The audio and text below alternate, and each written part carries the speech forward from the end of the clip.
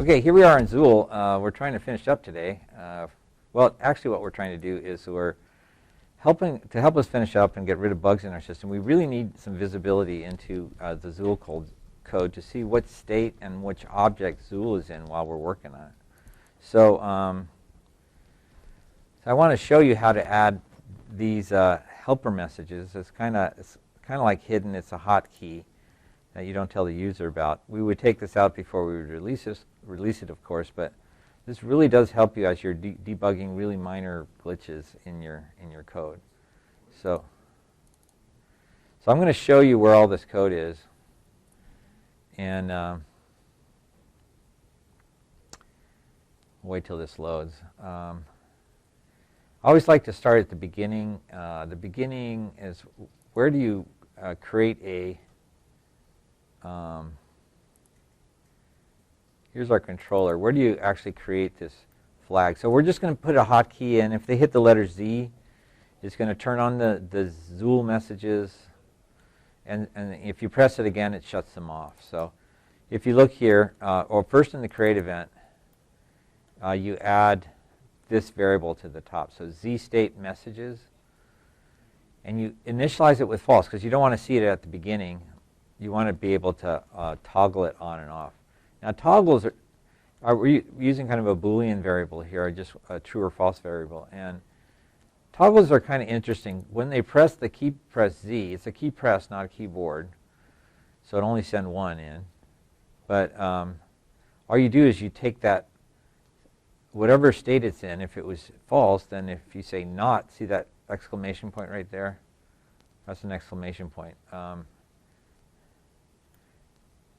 You just invert it, right? You just flip it the other way. If you've taken my electronics classes, this is just like a NOT gate. Whatever goes in, the opposite comes out. So that's what we're saying. If it's false going in, it's true coming out. If it's true going in, it's false coming out. True becomes false, false becomes true. It's kind of like politics. Okay? So, boy, this is a dead crowd today. Yikes. Telling good jokes back here. Yeah, everybody's tired. Yeah. 4.5 if you really think about it. Yeah. So Okay. kids aren't going to show up on that last half day, No, so 4 no. days. Yeah, nobody's going to be here except for teachers staring at the walls. Okay. So now what? We've got that. We have that flag being turned on and off. So now what do we do with it? Next step is to add it to the drawing. We have to have first a couple scripts. So let's look at the scripts, I guess. I don't remember changing the script. So there's a script called zStateDraw. Script zStateDraw. I wonder if I modified this one. I did. Okay. So I'm using the new way of doing scripts where the scripts now have a function name inside of them. And so I made this new function, script zStateDraw. It doesn't take any parameters. And I put in a switch statement. These are all the various states Zool can be in. He can be in the standing state, walking state, jumping state, falling state, climbing, clinging. We got all those. Slip, yeah, I think we have that one. Skid, yes, we have that one. But then Zool has a couple of extra attacks. The kick attack, we haven't implemented that, but I put it in here anyway. Here's the spin attack. If you're jumping up and doing a spin, that's the spin state. That's also a type of attack. And of course, there's the dead state. And then I always put a default case in every switch statement I ever write, just in case we get something that's unexpected. You can see that in your code, and it'll be on the screen. You'll be able to see that. All it does is it translates whatever state Zool is in into a string, and it returns that string, and we can use that string to draw on the screen. Okay, so this doesn't actually draw. It just returns you the message for the state of Zool. Okay, so now that we know that, what did we do in Object Zool? Remember, all our Zools get drawn in Object Zool. And so here's the draw method. And what you do is you, right at the start, this is before you figure out what to draw, you would put this up at the top, and you would say, if zStateMessages, well, you would say equal true, but I mean it's already Boolean. So if this is true, it'll go in. If it's not true, it won't. It'll just skip it. So if it's true, that means they want to see the message. So I go and get the message based on the current state of Zool. And then I draw the text up above where Zool is, 40 pixels back from Zool's position, and then 40 pixels higher, so we'll see it on top of Zool, hovering over the top. If you want to see what it looks like, let me just turn it on so you can see it. So there we are. See how I can toggle it on and off. I'm just pressing the Z key, and it allows me to see the current Z state right there. So he's in the standing state, he's in the jumping state, falling state, climbing state, jump, fall, cling, climb, cling, climb. You can see it actually changing states, which is kind of neat. But we still need to do this part. How do we do this to say what object we're in?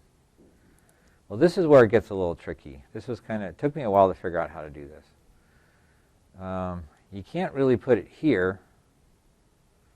I suppose you could put it, no, I guess you can't put it anywhere here, because there's no way in here where you can identify which flavor or which type of Zool you have. So we have to actually do it in the children of object Zool, and each one needs to get one of these. So we're going to take a look at object Zool land and see what we had to do there. Now, remember that we've already created a draw event here in object Zool, right? So this is supposed to take care of all the different types of Zools, but it doesn't have enough information at this point to figure out what kind of object is currently being drawn. It doesn't know that in this code, and there's really no easy way to get to that. There probably is, but it's not easy. So what I did instead is I used this thing called an override of the inheritance. We still need to do the draw event up in the object Zool, because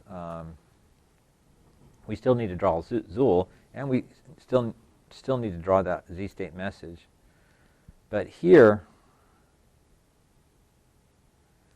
the first thing I do in object, in any of these, object land, air, wall, ice, and even dead, we check the zStateMessages. If it's turned on, then we just draw the text right over the top. But first, we call that parent event, so we make sure that Zool gets drawn and the zStateMessage gets drawn. And if zStateMessage is on here in the draw event of the child class or child object, we also, a little bit higher up on the screen, we say which version of Zool we are. So that's where we get that. So even though we're overriding the inheritance from the parent class with this draw method, we're making sure we call the parent class's draw method before we do anything specific in here. So this is true for all of the different types of Zool. So object Zool air, if you look it has a draw event, and it does the same thing, except it just says I'm object Zool air. I'm not object Zool anything else. Here's object Zool wall, draw event, and now you can see that. And then object Zool ice. The only thing that's changing is we're changing the name of it. And then finally, object Zool dead. I wonder if I did it in there. It does have a draw event. Look at that. And I put that there. So those are all the four types of object Zools. Notice that we never put an object Zool, like object Zool. Does it have a create event? It does. It creates facing, and then it initializes the state to stand, sets false, hurt to false, and then it changes itself to air. That's why it's always good to put Zool in the game. So I guess it's being drawn. I guess it never gets to the draw event before it gets here. So object Zool doesn't actually, there is no sprite for object Zool, because that only exists right at the beginning, right before he switches into object Zool air. So we don't need to have that event come up, because there won't be any time to see it or that message come up. So that's basically how you implement this this little debug helper thing. This has saved my bacon millions of times as I code this game. Now kind of a new environment. This gives you that visibility you need to be able to debug minor glitches in your game, which is what we're probably doing about now that we're finished with the game. We're just trying to finish up on the glitches. All right, so that's Object Zool, zStateMessages.